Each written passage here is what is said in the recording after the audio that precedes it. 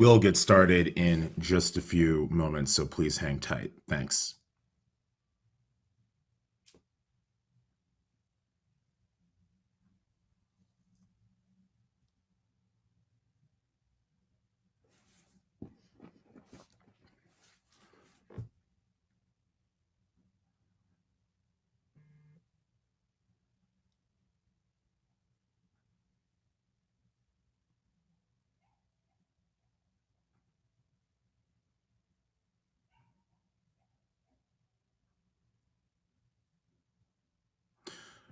Okay, hello everyone. Thank you for tuning into this virtual small group discussion as part of the Boston Book Festival. I almost said Brooklyn. I'm sorry about that. I'm coming from Brooklyn virtually for all of y'all up in Massachusetts and wherever else you're watching.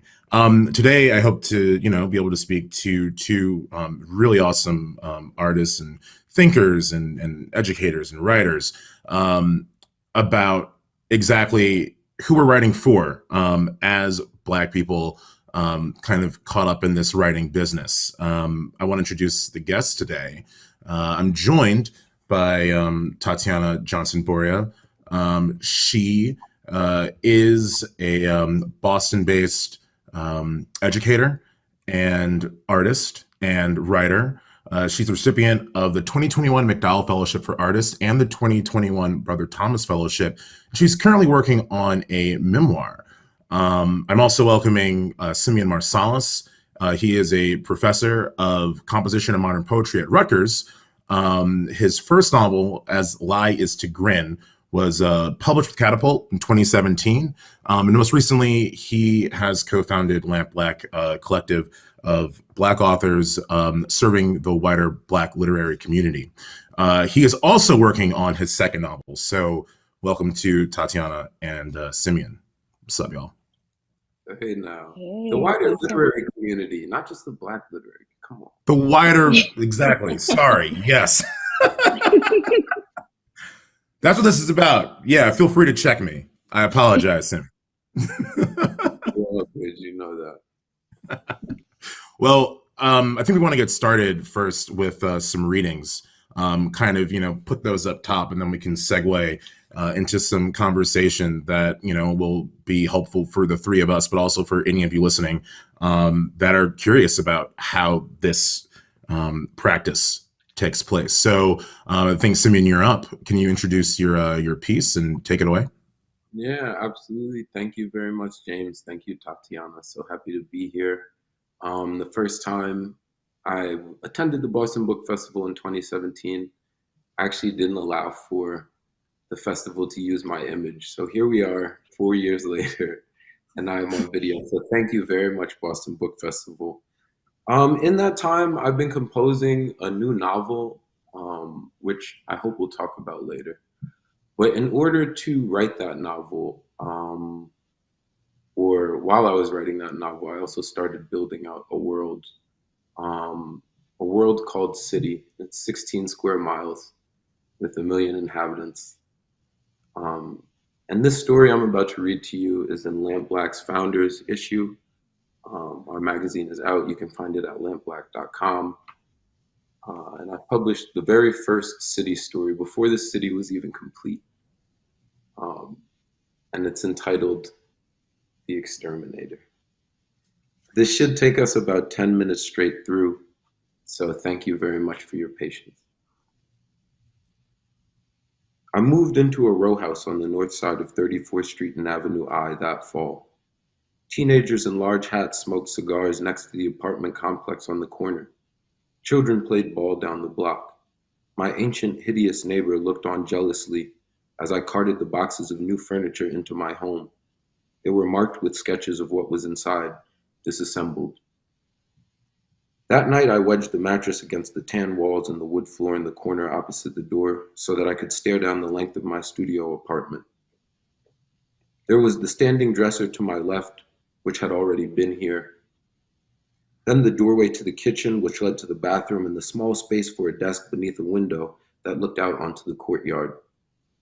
It was just to the left of the radiator, which began to hiss. I undressed and placed my clothes in a pile on the bed before heading into the bathroom where I felt a strange presence, as if I were being watched by something beneath me. So I ran back to the bed and did not wash before sleep, which passed fitfully. And in the morning, when I closed my door and entered the hallway, the mother from next door was taking her child to school. Her silhouette glowed against the door's light. She smiled at me despite the downtrodden look about her face I attributed to her demeaning partner I'd heard yelling through the walls all night. We didn't exchange pleasantries. I went to work. I came home and fumbled with the zipper on my pants, running into the bathroom when something seemed to sliver to the right, outside of my line of vision. I finished quickly before calling the landlord. He had misled me. Something's living in my bathroom, I said. I'll call the exterminator, he replied.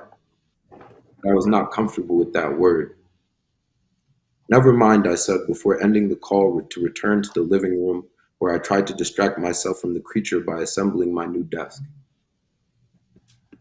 Sitting in the chair I'd put together that morning, staring out of the window, I felt another one crawl by. I thought to call the landlord again, but I was beginning to see that he expected me to take matters into my own hands. But as I looked to my palms, I could not act. I could only feel a strange pulse that seemed to move with the sounds of the city that crept through my window. I could hear the mothers murmuring, ambulances screeching, and the couple next door beginning to fight. I wobbled from the desk, feet smacking the laminate floors on my way over to the bed, which did not soothe me, so I exited the apartment, knocking around until I arrived on the stoop, where the sun was falling to the south of city. I heard the sirens wail away and watched the cars roll by 34th Street, staring into the blank faces of commuters. Mothers down the block yelled for children to come inside, and after some odd minutes, all of the noise began to calm, and I thought to return inside before the sky was dark. I turned right and the door to the ground floor of the adjoining row house was open. Then my neighbor scurried outside. She was pacing from one side of her garden to the other when a discerning smile crept over my cheeks. They deserved their fate, I whispered. She contorted her body and angled the repulsive face in my direction. I winced, then unlocked my building and slammed the door behind me. Pacing through the darkness of our faintly lit hallway, I knocked it to some mass next to 1A I did not at first recognize as the girl's bicycle. I thought to move past it, but decided instead to knock on the apartment, even though there was a commotion coming from inside. I knocked again. After some moments, a hulking man unlocked the knob, bending to stare through the crack in the door like someone who was attempting to keep inside his secrets. I cast my eyes down before asking, "Have you seen the landlord?" "I told you it was probably just the neighbor," I heard her yell. "How did she know you were coming over?" he said. "Excuse me." I replied in a way that was so docile and confused he did not feel threatened. These details were slight distractions. I was wasting time. I crept down the stairs and opened my door, then entered the bathroom backward with my spine to the mirror. I sat on the lid of the toilet and waited. Its torso seemed to tremor. I reached forward and unwound the paper, then placed my arm in the tub, carefully grabbing the body, gently pulling around the curves of the drain, trying to keep as much of them intact as I could, when the other one emerged from behind death. I jumped back to the toilet, discarded the body, and waited at the furthest possible distance from the living. But when I retreated to my corner, gave it time to save dignity, it tried to hide from me as if I would not see it against the porcelain. 1,000 little legs, stripe-colored bodies. I pulled away the mirror to the vanity and put my hand on the bottle when it slipped down again. I unscrewed the top. It dropped into the tub and swirled around the curved rim as the creature scurried into the far corner. I gathered the top and placed it on the sink before pressing into the container with my thumbs, slashing downward toward the animal as it continued to jitter. The smell of it all. I prayed. I unfurled the paper and clothed the body before placing it in the toilet next to the other. There was a storm that January. Snow had gathered atop my windowsill. I lifted the frame and pushed against the forms, temporarily crystalline. Flakes had piled atop the gate that separated this concrete lot from the others, turning the silver wire twists to tiny white minarets. I enjoyed this small marvel and had blocked out all other noise before my peace was interrupted by distant sirens. So I opened my eyes and looked to the left at my neighbor's lot. I could see her small table with two beach chairs against a rusted grill through the powder. I wondered how she was doing this winter, where there was a loud bang against my back wall that caused me to jump. Then there was shouting. I left the window. I slid off my clothes, then entered the bathroom to drown out the noise from next door and the falling water. As I twisted the shower's knob, trying to avoid the scene I'd created here months earlier, a memory came to me. I was safe. Nestled under the covers in the bed I occupied throughout childhood, my father's voice was just above my head. He was reciting the story of a man named Ebenezer who awoke from a dream, running through the streets of London in his night clothes, trying to get a hold of social conventions. I can still hear his voice repeating one line: "The wisdom of our ancestors is in the simile, and my unhallowed hand shall not disturb it, or the country is done for." But I could not understand what it meant then, so I continued to listen without a fastened interest. Wet trodden footprints followed me from the shower to the standing dresser. I pulled the pajamas from the lowest drawer and lay down on the bed, then wrapped my body in that dark blue comforter. A warm smell of oil, roots, and spices was coming from 1A, and I was completely content with the way things were going for me. I had a day job, a home, my memories.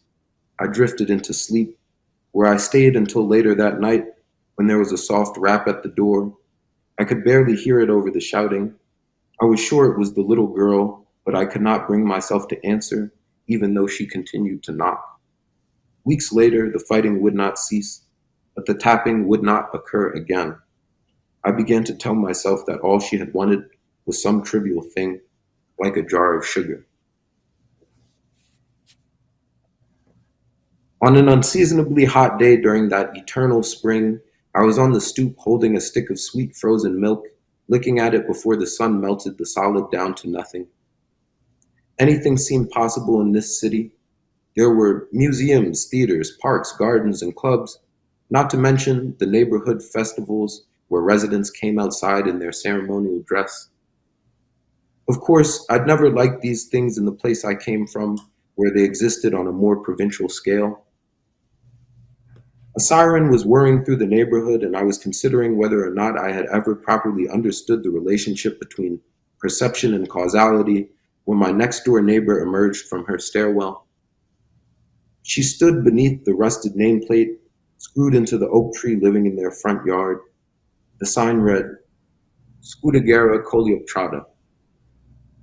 She turned to face me, and now I reciprocated in kind.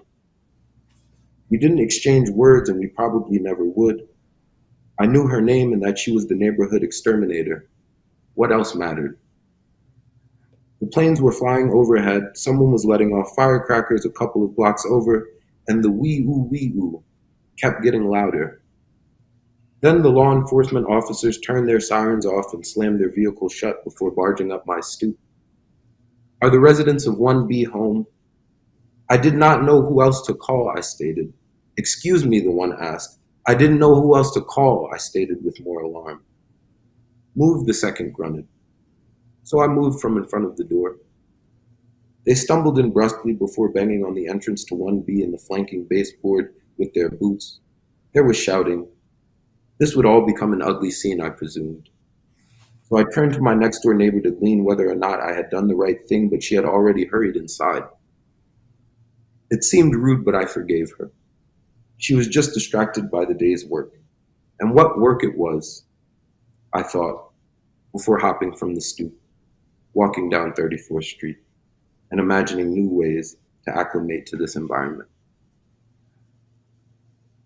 Thank you very much. Thank you, Tatiana. Thank you, James. Very cool. Very cool. Thank you. Thank you, Simeon.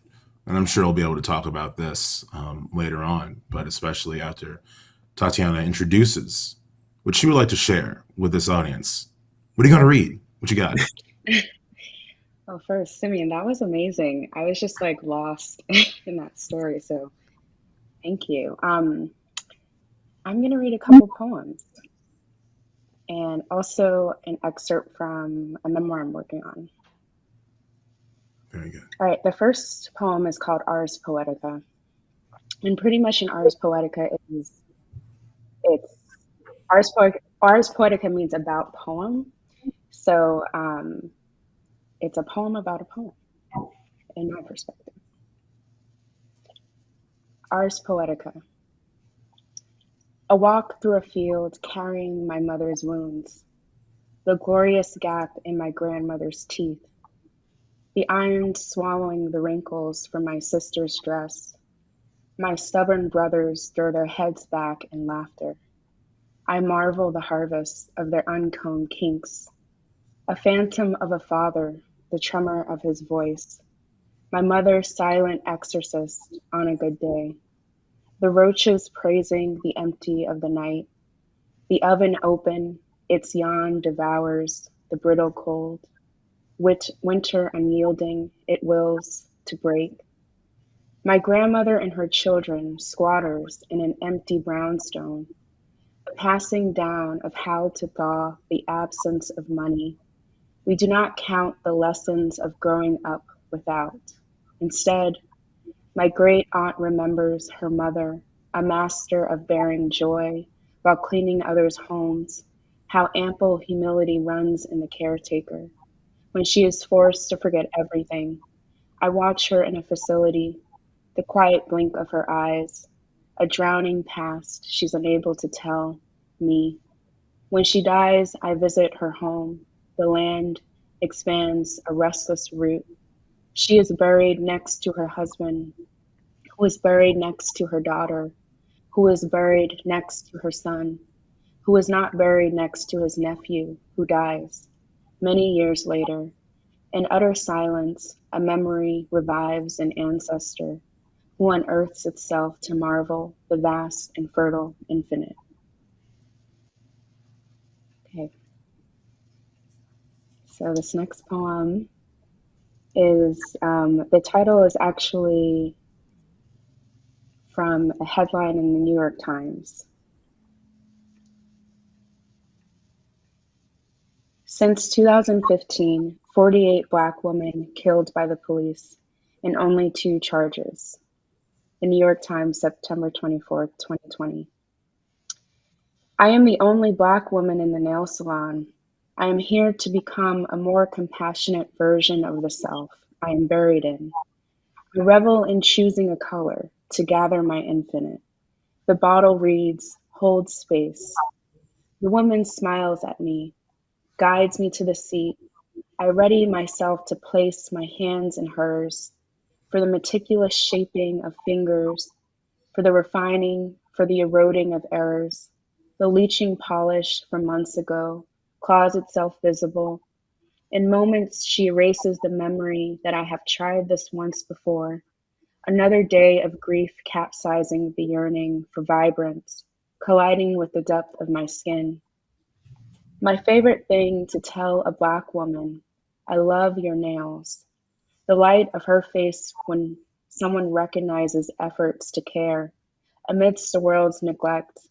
I do not remember learning carefulness anywhere else, I think, of my late uncle's girlfriends, the different women, hair gelled atop heads, heavy gold hoops like my mother's, SWV angels, their nails, oh, their nails, constellations rising. Okay, and the last thing I'll read is just the first couple pages of this memoir that I'm working on about my relationship with my mother. It's also about mental health. Um, yeah, I'll just read it. It's called Hovering. It is hard to write about my own mother. Whatever I do write, it is my story I am telling, my version of the past. If she were to tell her own story, other landscapes would be revealed. But in my landscape or hers, there would be old smoldering patches of deep burning anger. Adrienne Rich, Motherhood and Daughterhood. There are old and new smoldering patches of deep burning grief. I am afraid of my own anger, so I learn the art of suppression. I am never angry at my mother in person. I do not cry in front of her either. I am a muted figment of a daughter. I show up bringing very little of myself. I smile even when I am disturbed. I laugh in place of weeping. My mother's smile makes her seem like the happiest woman alive.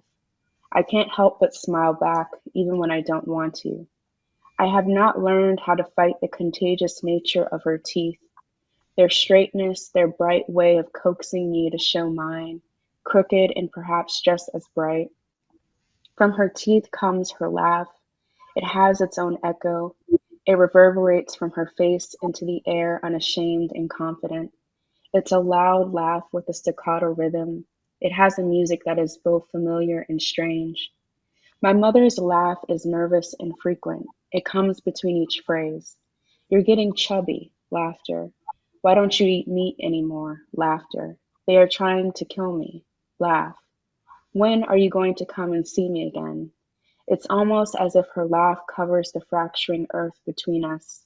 I do not know what might be growing underneath, amid the way schizophrenia works in my mother's mind. I can't remember the last time I genuinely laughed around my mother. It must have been when we all lived together, the five of us, the twins, a boy and a girl, my youngest brother, me, the oldest, all of us between the ages of 4 and 10, the ages when loving our mother was easiest. My mother has a way with children, and I only know this after I've become an adult.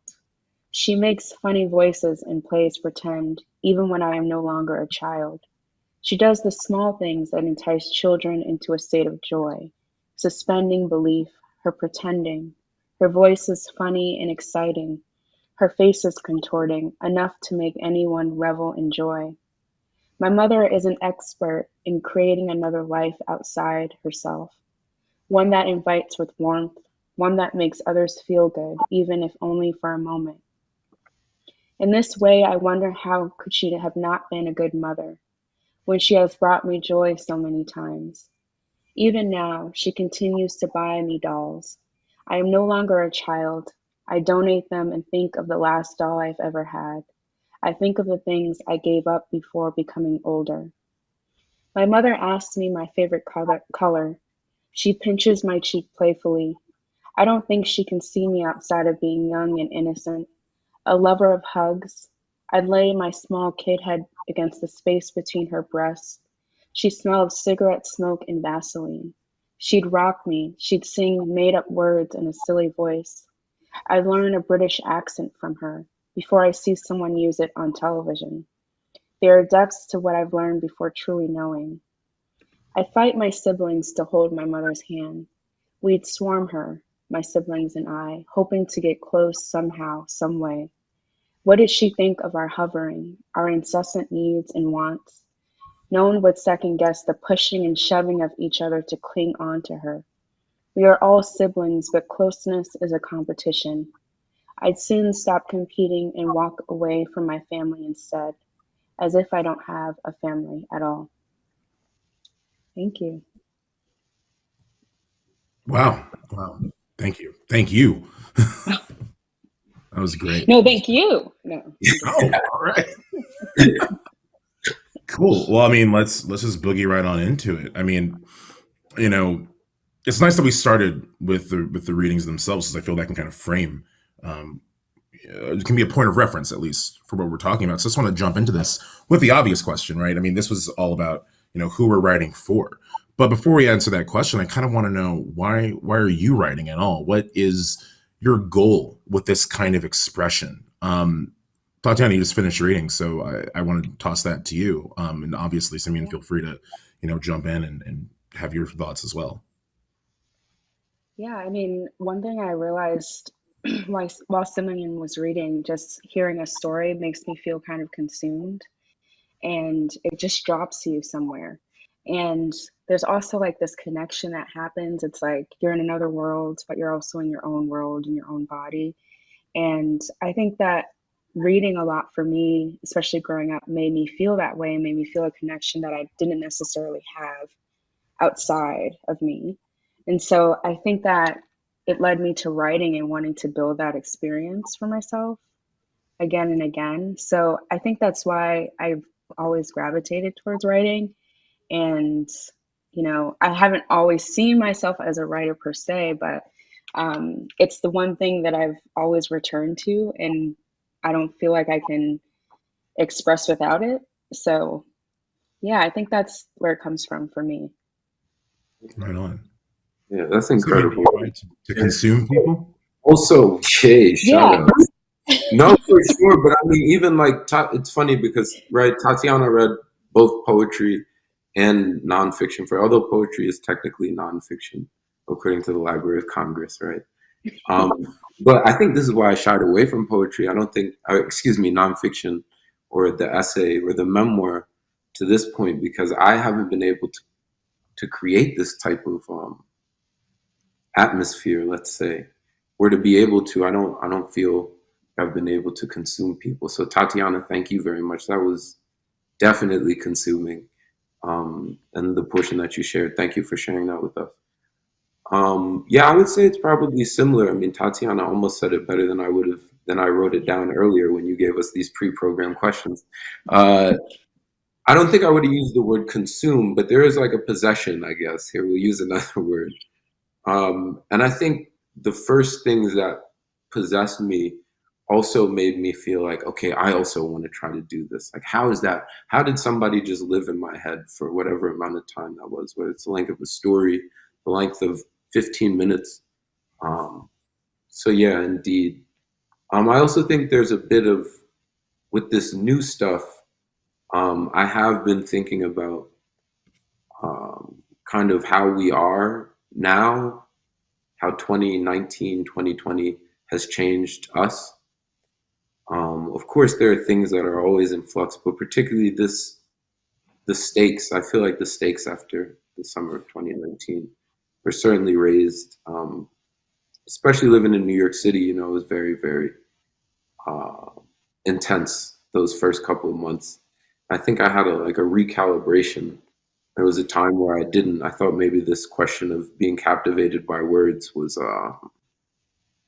something to shy away from, I guess, in a time where action felt like, or where action feels like it's at the forefront. So it's taken me a while to settle back in, and this has been incredible. Thank you, Tatiana, for reading. But yeah, that definitely was the first impetus to consume or to possess. Yeah. I mean, Simeon, you just kind of brought up at the beginning of that question, you loaded it up with how you had shied away from poetry, or from nonfiction, sorry, in the past, because of, I guess, that mountain, right? That perceived, right? I want to call it a perceived inability to kind of create that atmosphere. I want to ask y'all about kind of what those challenges are for the stuff that you do write, and I guess in a weird way, how you just brought up something, what you don't write. What are those challenges, and how do you kind of mine your way through those? For sure. Thank you for the question, James. I think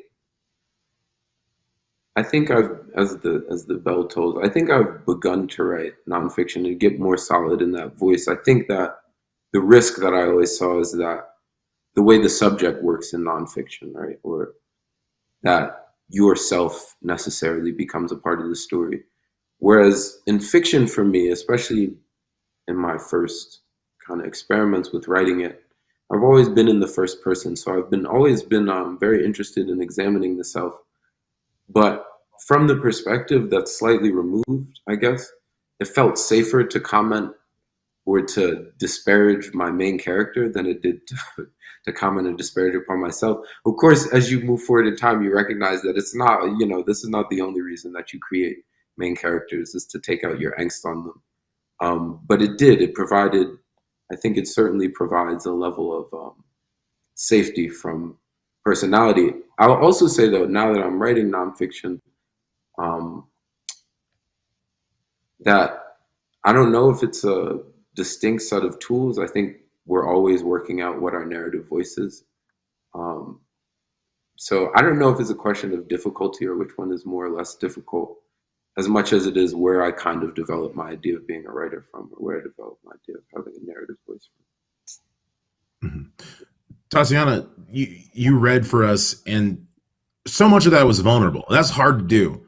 That's what we go to therapy for, to be able to kind of break that open and talk about it. And so I just wanted to ask you, how did you find yourself at that point where you're ready to share, not just in the form of memoir, right? But even to share in this kind of very lyric, expression of what moves you as a person, right? How do you get to that point? Please. Well, it took a lot of years of therapy. No, I mean, that's partly true. But I had been writing a lot of poetry, and I applied for an MFA in poetry, and I feel like with poetry you can kind of hide a little bit. It feels vulnerable, but you can also hide in structure, you can hide in the rhythm, you can hide in the space. And I honestly think I had been writing about, I've been writing nonfiction, but not sharing it or workshopping it or anything. But I think actually when COVID happened, it felt like the only way that I could, it was even more difficult, especially with my mother being in like a vulnerable, like the vulnerable populations that we were hearing about on the news all the time. I felt like I couldn't control, I couldn't do anything. And it was like this only way that I could connect to who she is and in our relationship, I guess, was through writing about it. And so that kind of kickstarted me to write about it more and to actually share it and to actually say, okay, this is a full length piece that I'm actually working on and not just these things that I've been writing. So I don't know if it's any one thing, but that had made me feel like I could. But in my case, it's helped me connect to a piece of her that's difficult to connect to, and it's helping me like connect to myself, And I think I'm a type of person that like kind of goes through life and can heavily compartmentalize, and it's allowing me to like let those pieces of me that I'm not always giving space to have a space. So I don't know if that answers the question, but it is difficult to read. And, the first time I did read this, aloud, I definitely was like, oh no, this is difficult to read. But, I think when I also hear people talk about similar situations that they have, it makes me feel like less like this is a community thing and less of like me just writing about this. And that's important to me. I like how you brought that up, this idea about community. And so much of the work is personal, but you're sharing it with us and we're reading it, or in this case, we're listening to it. And so I have to ask, like, do you feel a responsibility to your audience, to who you're writing to? Is there a responsibility to yourself? Is there a responsibility on both fronts that you have to balance? What's that internal life like for you? I only have part of an answer, I guess. And maybe That's I'll have cool. more when I hear Simeon talk. But Yeah. I I think I don't know. I feel like it's a responsibility to the self. Like it's very important to me. Um, I've been working with my agent on this, and when she read it, I said it's very important to me that this is not a exploitative text, that this is like what I want it to be. And that's the responsibility I have towards myself and my family and the people who are in this story. So in a way, I'm more responsible to them, I think, than to the to the audience.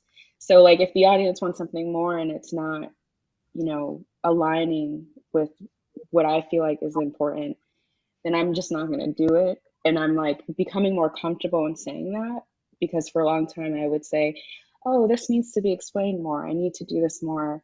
But I think I've been reading a lot of writers who kind of push away from that and lean more into telling the story that they feel is best without always having to cater to what the audience needs. Um, Allowing you to bring them along with you, but not having to give them everything from yourself.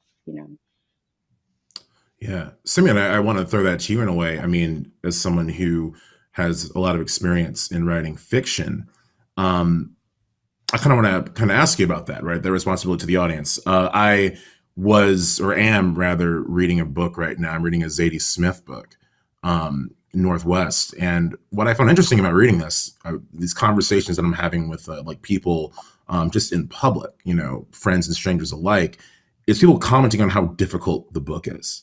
And that makes me think, because I'm like, okay, this is apparently a large opinion. Does the author have a responsibility? Does the author have a responsibility, I guess, to take that into account? Like, this is my audience. My audience is kind of like, what is going on right now? I don't know. But also, you're writing, I guess, like she's writing for herself too. Like, she's not beholden, to the audience. That's not necessarily her boss, or is it? Like, I don't know. I don't write fiction, so what's that like for you when you feel that audience kind of feedback? Yeah. So I think definitely, right. I don't know if I write for myself, right? Like I think that I write, right? I think there are like previous versions of myself who have liked different types of books through time.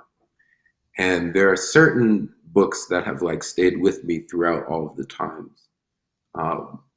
So I think certainly like versions of myself are in the audience, right? Like I hope a 31-year-old me will be captivated by the stuff that I'm writing at this particular time. I also think, though, in the name of this question you had about community, I'm also writing for the people I came from. So Tatiana also said this, the direct family system, obviously. But then also all the people I grew up around in New Rochelle, New York. And then obviously, your kind of first audience, the people who actually get to read your work. And, I was fortunate enough to go to Rutgers, Newark to get my MFA, and I have a group of readers there. So that's certainly an audience. But then I think there's a wider question about audience, like a popular audience. So this is difficult. I try not to think too much about audience while I'm writing, because I'm more trying to channel whatever it is that I think that I'm trying to channel at the particular moment. And I know I have to go back and edit, and I know other people have to look at it. And I trust the people who I'm around to give me feedback. But I think the only responsibility I truly feel in writing fiction, I think this is kind of different.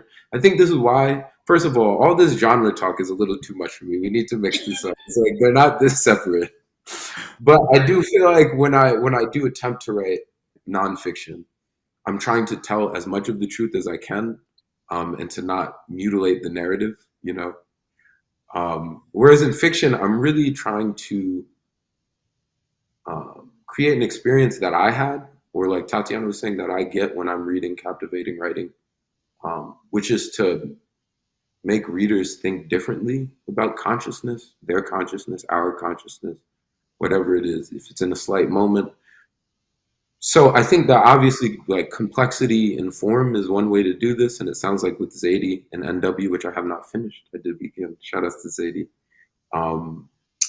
It sounds like people are dealing with a formal complexity that they don't particularly like. But then again, I got to retreat back. Like, who's the audience? Who are we talking about? I'll also say that, like, my mother, she's read both of my books. She's like, why is everybody always walking all over the place? Like, audience, who knows? I guess the general public, I hope people like it. That's what I'm trying to say. Cool. I want to switch it up for a second and talk about these questions of inspiration.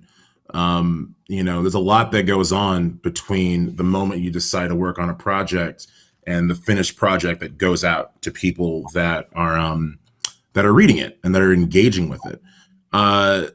So this might be a bit of a broad question. It's one that I kind of had thought up on the fly and refined a bit. But how do you begin to think that a topic is worth tackling, that a project is worth taking on? Like, it's like, oh, I have this idea and I kind of want to maybe build something out of this, but I don't know. Is there a moment where you're kind of like, let's commit to it and let's try to, figure it out? Tatiana, do you have any thoughts on that? Yeah, I mean, if the topic won't leave you alone. I mean, like for me, I kept returning to talking about my family. I was trying not to do it. I was trying not to write it. I mean, even when I've written fiction, like I got to take, I find it actually fun. It's like a relief to write fiction. But for some reason, everything is calling me to this really difficult task of writing nonfiction and to write about these things that are happening now or have happened, or the trauma that's happened. So for me, it's feeling like really called to it. And, I didn't realize, I wasn't sure what, I had all of this writing related to this thing. And wasn't sure how it was going to look. I mean, I'm still crafting it. And then I got a really great opportunity to go to the Tin House Writers Workshop, which, I mean, I submitted and thought maybe I'll get into this workshop. And I was like, I got into it. I was just like the whole time shocked to be there. But people read it and said, this is something. And I thought, okay, I knew it was maybe something on a different spectrum, but you think it's something on this other spectrum. And okay, let's keep digging into it and seeing where it comes, like how it comes out or what comes from it. So a little bit of positive affirmation, but it also was like I couldn't stop. I couldn't stop returning to it. So that meant something to me. Cool. Simeon, do you have anything to add on to that? Yeah, I feel like I have, I think about my writing in terms of projects, the projects that I'm working on. And some of the projects I abandoned and I'll bring back. This basketball book that I've written a draft of, about my experience, kind of about my experience as a Division I basketball player, but really much more about the sports industrial complex. And I try to leave out as much as my personal details as I possibly can. This is a project that I've been working on really probably since I played basketball. I had all these criticisms. I was the loudest person on the bus and in the locker room. If you went to UVM, you know what's going on. But so I've had all these criticisms for years, and it's just a matter of, I think, putting it together in a book form. And, to get back to your point about audience, this is when the wider public becomes, I guess, important, right? Because I think all of us have a lot of things to say. You started out asking, how do we know it's the right idea? I think any of these ideas are the right ideas. Like, I can start from anywhere. I'm looking at this dirty napkin on the table, and of course that could become a whole thing. I think after the idea, though, is like the commitment and the waking up and going back and forth with the same narrative, and then asking these questions like what Tatiana said, is this exploitative? What are the ways? And then trying to push the bounds, and then reading.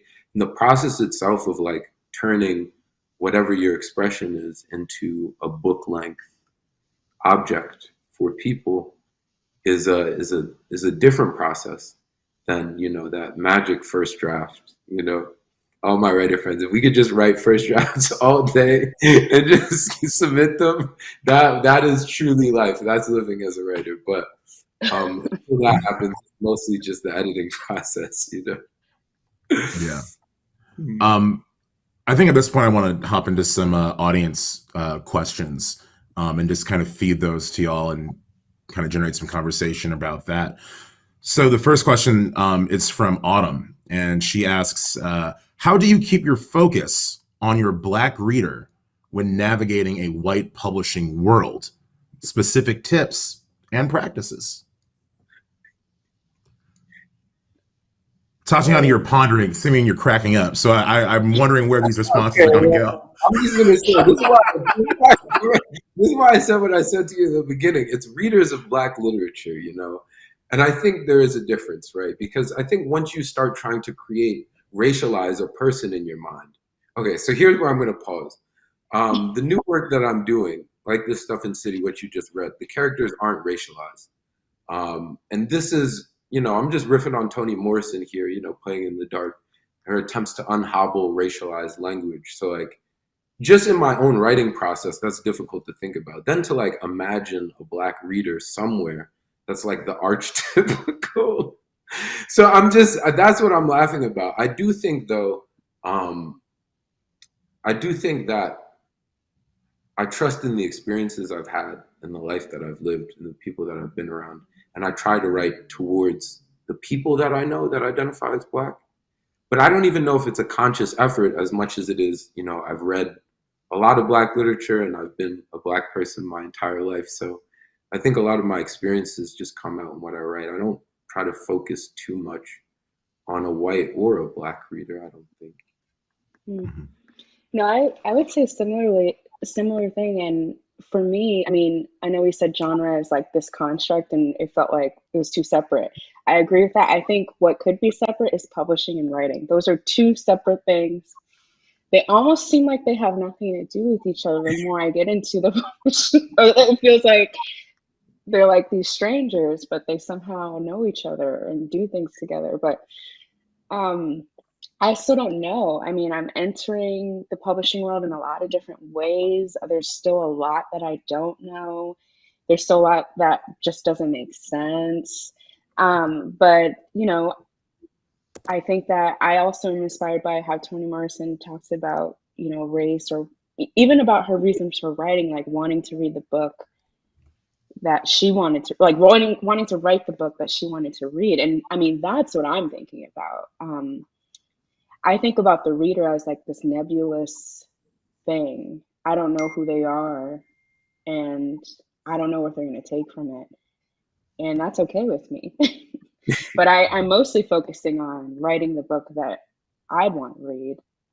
So I am the reader. No, I'm just kidding. That's getting really like No, but to meta. add to this, right? This is what readers' response theory and criticism is about. I mean, I know that my book is going to live if it becomes an object, and if it is published, it's going to live in other people's space, and they're going to be able to make meaning that I didn't even make as the master of the author of the book itself. So I think that's also why it seems a little bit dangerous, because I don't know even how that reader, even after I've imagined them, I don't know how they're going to read the book itself. So Yeah, and also there's like so much dynamism in like who Black people are. I mean, I come from a low income Boston neighborhood. I mean, a lot of Black people don't even think Black people live in Boston. No, I'm just kidding. But like that's what I get all the time. So it's a very specific Black reader for Boston. If I was writing for them, then it would exclude everyone, But yeah, and a deep, deep, long Black history in Boston, right? Like a deep, mm. long history of Black people in Boston. Also, shout outs to Boston. My barber was in Boston when I was in Vermont. Uh, No, but in all seriousness, I mean, it was a barbershop joke. We're in a Black thing, right? Like, I mean, the question is about the Black reader. So I might as well tell you that my barber was from Boston, right? Writing from experience. If you know, you know. If you don't know, I guess you don't really Word. I have a question from Livia. Livia, I hope I pronounced your name correctly. If not, my sincerest apologies. But they ask, you're both educators and luminaries. How do you balance working on multiple projects at once? Do they feed into each other, provide rest from each other, or something else? That's a good question. Oh man, know. it's not always balanced, to be honest, for me, because I teach, I also work full time, but luckily I'm actually going to this residency and I will have space to write. So in those spaces, I I think I'm trying to get better at saying no to things to make more space for the things that I know, like my writing that I know I want to have space for. So maybe boundaries, but it is hard. For sure, definitely. I mean, I know that I teach to pay my bills. I got 4 classes this semester. Um, I know that, Lampblack, we started last summer. Um, and I don't know if Lampblack is much of a respite from anything. It feels like a different part um, of the life of something that I'm doing. Also, I think Lampblack more than anything else clarifies the question of audience. Working together in community with other writers who identify and trying to find a readership and being a part of the process in the publishing industry from a very different perspective than the one I'm used to or the one I came up in at Catapult has been very refreshing. But I don't know if and then to go like to have those two things that I do to kind of solidify who I am in the physical universe is like almost completely separate to me than my writing of nonfiction or fiction, because this takes an inordinate amount of hours for me. So luckily, I'm the type of writer who needs to have space and time. I can't write for 30 minutes and then come back. So I have Tuesdays, I have Fridays, I have Saturdays, I have Sundays, and I have at least 6 hours, a block of 6 hours on each of those days to write. So I try to make the most of that and live in that universe then. Yeah, good. We have a question from Afzal. And it's directed towards Tatiana, but I feel anyone can comment on this. But the question, Tatiana, is what inspiration in society do you admire and want to include in your writing, but haven't tackled yet? I don't know why I phrased it that way. That was. It kind of sounded like a game show question. Like Yeah, $1 right. million is writing on this. This is it. You're in the hot seat. Okay. What inspiration do I say that first part again? The inspirations in society that you admire and want to include, but you haven't Oh, gotten around to it yet. Yeah. okay. Yeah.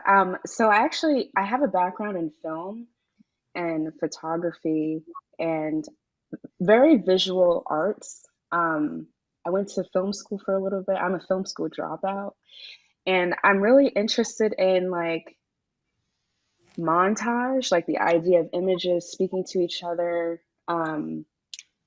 So I made a short film in film school, and and then I was just writing all the time. I thought, oh, maybe I shouldn't be in film school. Maybe I should be in like another program. But I think that kind of art, like filmmaking, anything that integrates visual mediums is just really inspiring to me. Like, I love films. I love going to see independent films and all that stuff. Like, it really does something to me and makes me feel connected. So, yeah, I think I haven't really spent as much time there in a while. So that's something I would want to add in there. Oh my gosh, this tweet about the barber from Yeah, Boston. I didn't. That was distracting. Yo, Oswaldo, we got a lot to talk about. I'm not even going to mention his name. I don't even That's know if so great. who he is. No, there's believe me, there's so much to unpack there. And if you're interested, you should check out my first novel. It's called As Lies to Grin. It's about a black man on the University of Vermont's campus. So maybe the barber makes an appearance. I'm not going to ruin that for you. I won't tell you if the barber is in. That'd be great. Oh, Hopefully that nice. answered the question. What's up? I said hopefully that answered the question. Yeah. Also question. Um, yeah, I mean, we're doing pretty good on time. So I'm gonna just kind of go to the next one, and Simeon, if you want to tackle this first, it's from Ariel, and they ask, "What comes first, the idea or the want to write?" You might as well just ask me the chicken or the egg. You know what I'm saying? No, I'm joking. I think they happen in or around the same time. Like the novel that I was writing right before, well, I started right after As Lies to Grim was finished. Was first called Revelations from an Abandoned Colony of Eden, That's which a I great discovered. title. Yeah, the acronym is RACE too. I didn't even. I was like, damn, yeah, shout outs. But that it then became End Times. And I was writing it before, the COVID pandemic. And actually, the idea started from reading Rip Van Winkle as Donald Trump was getting elected. And all this like unhobbling of race and revolution in my brain just convinced me that I needed to like go in a different direction than the one I had gone in. With my, I think, As Lies to Grin tackles race very directly, which I'm very happy about, and happy that it's my first novel. But I thought, like, what is the world of American fiction? Like, who is this Washington Irving character? Like, who is Donald Trump? What's going on at this moment? Um, but I don't think the idea to write the book happened before then. I wrote scenes, and then just sentences come, right? And I think that's what it was. It was like the sentence, the end began on a Friday in city, which should have been my day off. And then from there, I just kind of like run. Tatiana, what about you? I would say more it's like a feeling. Like I'm like, oh, something is here. I watch something, reading something like I'm reading Parable of the Talents right now by Octavia Butler. And I mean, I read Peril of the Sower. It really wrecked me. And I waited a whole year to read this because I wasn't ready to like move on. But I was reading it and then I started writing towards the memoir. I mean, Parable of Talents is fiction. And sometimes I'll read something that triggers something in me and makes me feel like I need to write. So I don't know if that's an idea or the want, but I'm gonna say a feeling. Um, I'm just like keeping an eye on time. But we have a question from Oswaldo. I don't know if it's the same as Waldo, but I was asking Tatiana, when and where did you discover your talent for prose? Hmm. Um. Oh, I don't know. I don't. I wouldn't say I have a talent for prose, so that's a compliment. I think I don't know. I think I started getting really interested in prose poetry, which is like kind of a hybrid form. And I started like really loving doing that. And then I thought, oh, I could just write like this. I could just, it could still be, it doesn't have to be either or. Like I can merge it a bit more. And that gave me a freedom to, I feel like, step into prose a little bit more. Like I still struggle sometimes with prose being direct. Like I don't want to be like I'm leaning towards being indirect, but it's a challenge. But I think that that type of form actually unlocked a lot of possibility for me. I think we have time for one more question. And this one is from Serena. And they ask, as artists who are inspiring and connecting to Black people in your art, name one artist who has done that for you lately.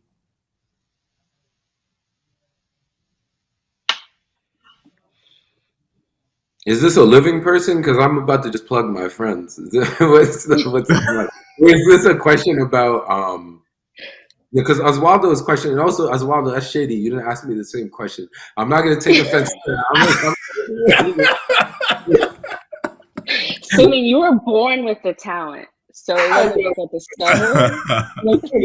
For sure. No, thank you. But I actually don't remember if the question was about a piece of artwork or if it was about a person. Because if it's a piece of artwork, I would say during the pandemic, and this is going to be a hot take and a bit controversial, so but I'm going to say it anyway. Chewing it into the last couple of minutes. All right. Wow. Way to bury the lead. No, I mean, I didn't know this was going to be the question. You know, who knew? No, I think Frank Wilderson's Afro-pessimism in the middle of the pandemic hit me particularly. I wasn't really reading as much. I was organizing with Next Step Forward. The cops in New Rochelle had just killed Kamal Flowers, and I was trying to make sense of the universe, let alone a Black universe. So that was like very, very inspiring.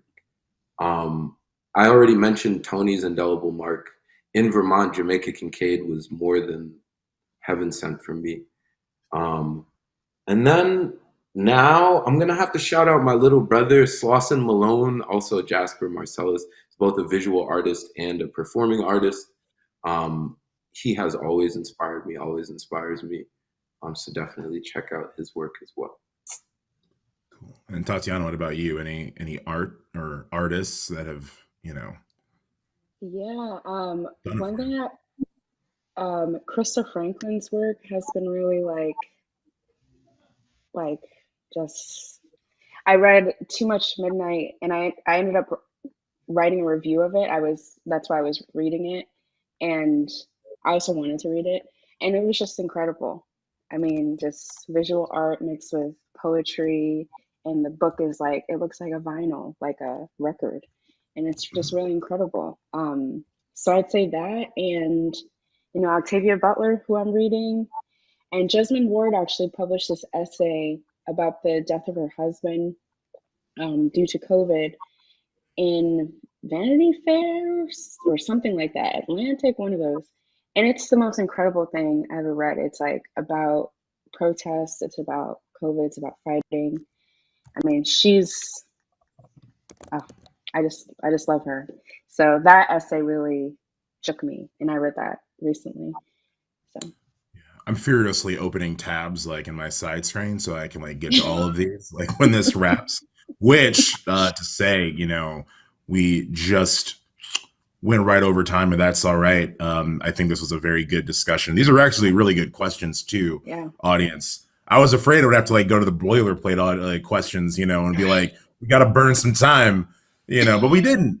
So I want to thank everyone for tuning in to listen to this discussion. I want to thank everyone on the GBH side, all these wonderful producers that we're working with. I'm not even going to attempt to remember everyone on top of my head, but thanks y'all. I mean, I'm slacking with you at the moment, so it doesn't even come on. I appreciate y'all, and Tatiana and Simeon, of course. Y'all are doing great work, and thank you for sharing your readings.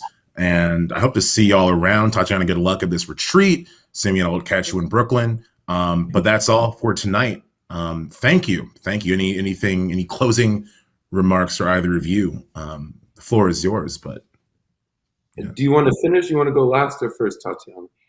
I'll go first. I just want to say thank you, James. Thank you, Simeon, GBH, and Boston Book Festival, and you all for your questions. This was really fun. I had a really good time. For sure, absolutely. Thank you, James. Thank you, GBH. James, I'll see you in Brooklyn. Thank you so much, Tatiana. I knew I would look forward to hearing you, and I not only look forward, now I'm looking backward to hearing you, and it sounds great both times. I just want to say lampblacklit.com. Our magazines are for sale, $20. 30% of the proceeds goes to our direct aid program to support a Black writer next year. At lampblack_lit, follow us on social media. Definitely get the book, share it, like it, continue to support the community. And thank you very much for having me. Thank you all. All right. Thanks, y'all.